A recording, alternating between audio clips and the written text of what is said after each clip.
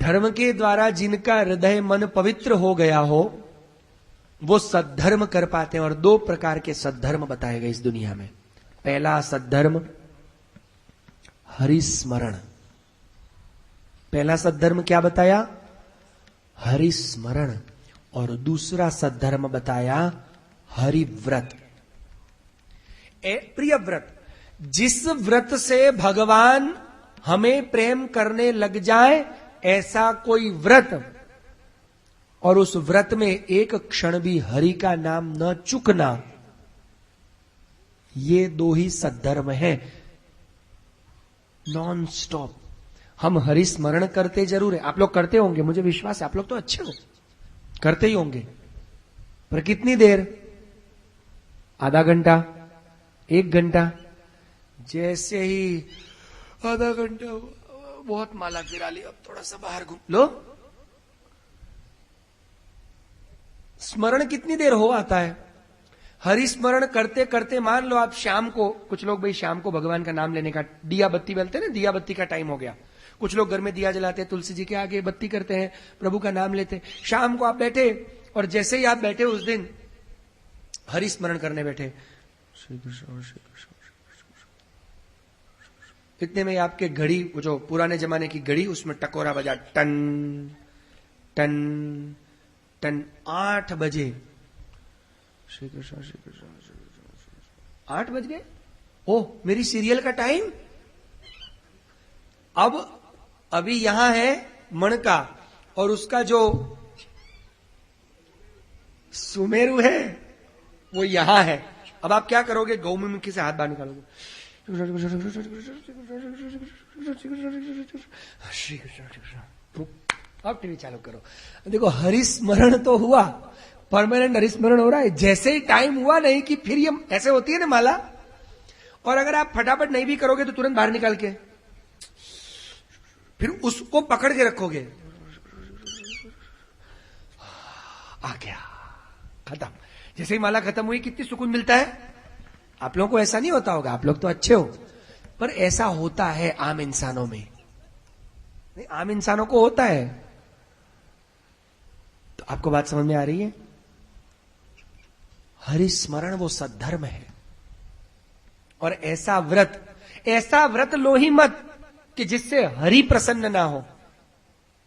भूखा रहने से हरि प्रसन्न होंगे जरूरी नहीं है, पर हां, कोई भूखा आया है उसको अपनी थाली देके खिलाओ, और अगर आप भूखे रह रहे हो तो जरूर प्रभु प्रसन्न होंगे। पर ऐसे अकेले अकेले भूखे रहने से प्रभु प्रसन्न नहीं होंगे। प्रिय व्रत ये है, ये सद्धर्म लीला बताई। उसके बाद 9वां स्कंद कथा, ईश सहित अनुगामी नाम कथा। भगवान के भक्तों के साथ की कथा, क्योंकि और उसमें विशिष्ट भक्तों की कथा बताई गई। क्योंकि जब तक भक्तों का चरित्र नहीं पढ़ा जाएगा, और भगवान के चरित्र से भी भक्तों का चरित्र ज्यादा महत्वपूर्ण है, ऐसा भागवत कहती है। भगवान का चरित्र सुनने से भी ज्यादा महत्वपूर्ण भगवदीयानाम चरित्र श्रवणम उत्तमम, ऐसा लिखा है। क्यों? क्योंकि भगवान के चरित्र में तो सिर्फ भगवान का ही चरित्र है, पर भगवदियों के चरित्र में भगवदियों के साथ भगवान भी मौजूद है। भगवान की जब आप कोई लीला सुने उसमें भगवान अकेले ही है इंपॉर्टेंट, पर जब भगवदी का चरित्र सुनते हैं तो भगवदी के तो जीवन का मुख्य आधार ही भगवान है। तो भगवदी की कथा अकेली नहीं होती, इसलिए भक्तों का चरित्र श्रवण करना ज्यादा महत्वपूर्ण है। क्योंकि भक्तों के चरित्रों में एक एक क्षण क्षण में भगवान आएंगे, उसके रोम रोम में भगवान आएंगे, क्योंकि भगवदी के एक एक रोम रोम में भगवान खिले हुए हैं।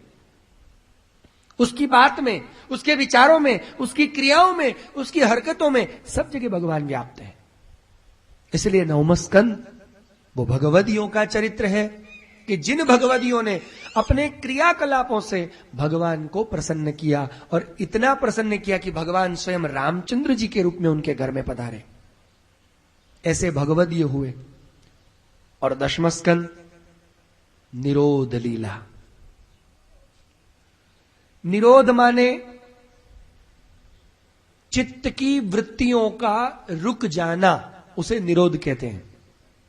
चित्त की वृत्तियां, चित्त की वृत्ति मतलब सिर्फ चित्त की ही नहीं, चित्त जिसके साथ जुड़ा हुआ है या तो चित्त के साथ जो जो भी जुड़े हुए हैं उन सब की वृत्ति, मतलब हमारी 10 इंद्रियां, आंख कान नाक इत्यादि जितनी 10 इंद्रियां हैं, उन 10 इंद्रियों की जो वृत्तियां, चित्त जैसे ही गया, आप भले यहां बैठे हो पर आपका चित्त जैसे ही कहीं जाएगा, आप ऐसे बैठे हो, आंख खुली है, कान खुले हैं, पर जब आपका चित्त यहां नहीं होगा ना तो क्या होगा?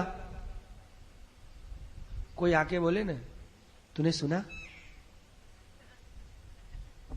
हाँ क्या? सॉरी, हाँ मैं यहां नहीं था। तू यहां नहीं था तो क्या तेरा भूत था? मैं यहां नहीं था, वो आदमी बोलता है सॉरी सॉरी, हाँ मैं यहां नहीं था। तू यहां नहीं था मतलब ये जो मैं बोलने वाला चित्त है ना, वो चित्त है, चिदंश भगवान का।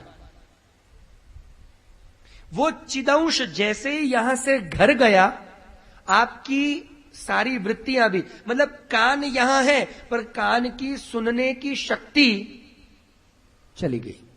कान खुले हैं पर कुछ सुनाई नहीं देता, आंख खुली है पर कुछ दिखाई नहीं देता, नाक खुली है, कितनी बदबू आए, फिर कोई बोले क्या हुआ, बदबू नहीं आ रही? यार कुछ तो आ रही है। अब आ रही है तुझे? आधे घंटे से आ रही है। तो मतलब उसका चित्त जैसे ही वापस आएगा तब उसे बदबू आएगी, तब तक उसकी नाक खुली है पर तब तक उसे न बदबू आएगी और ना ही खुशबू आएगी। सारी इंद्रियां एज इट इज होने के बावजूद चित्त जैसे ही चला गया, उसकी वृत्तियां भी चली गई। तो निरोध का अर्थ समझ जाइए, चित्त की वृत्तियों का उसी जगह अटक जाना। कहां? जहां उसे होना चाहिए। कहां? प्रभु में। तो निरोध लीला 10वां स्कंद, उसमें सही सही बताना। आप सारी स्कंदों की कथाओं में कभी कभी ऐसे घूमते रहते हैं, पांव ऊंचे नीचे करते रहते हैं, उठते रहते हैं, बैठते रहते हैं, पता नहीं क्या क्या होता रहता है। लोग तैयार तो हो जाते हैं, हाँ हम 5 घंटा कथा सुनेंगे, पर 5 घंटे में कभी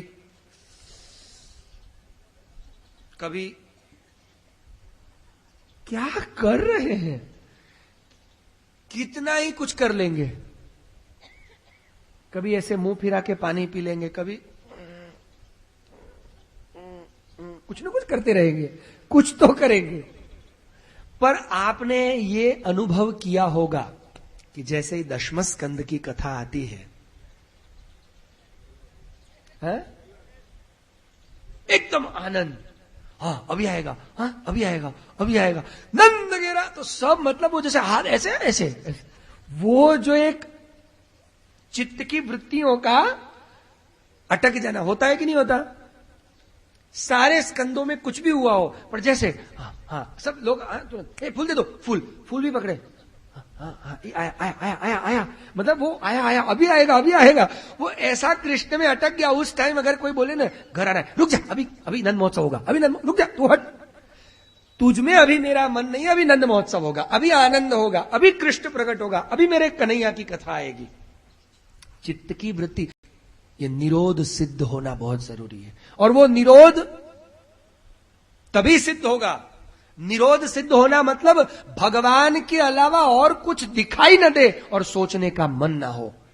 प्रपंच विस्मृति पूर्विका भगवद आसक्ति, संसार को छोड़ना नहीं कहा है। अब जंगल में चले जाओ, साधु बाबा बने जाओ, मत बनो। ऐसी कायरता क्यों करनी, भगोड़ापन क्यों करना? नहीं। प्रपंच माने ये संसार, पति पुत्र पत्नी परिवार घर बार मां बाप सास ससुर सब है।